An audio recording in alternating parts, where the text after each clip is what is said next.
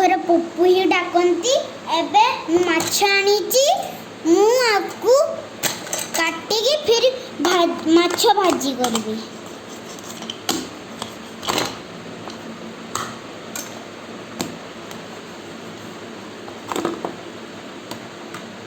ठीक अछि।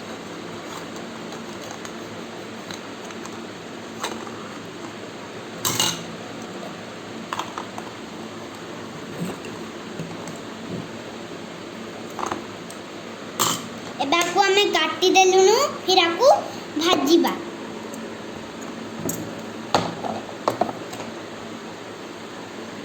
एबे एठी तेल गरम तेल पके देबा।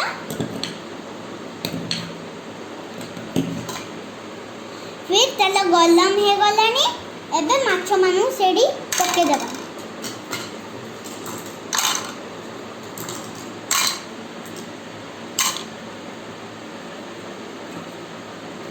एबे आपको हमें भाजीबा।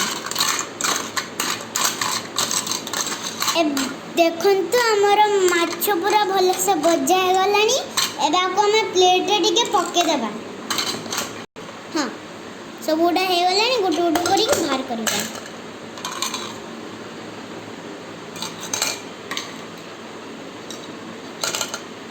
चाहता एटा अपन सॉस चाहता एटा अपन सॉस मिलेकी भी खाई पारिबो। देखंतु एरे सुंदर से भजा हेलानी।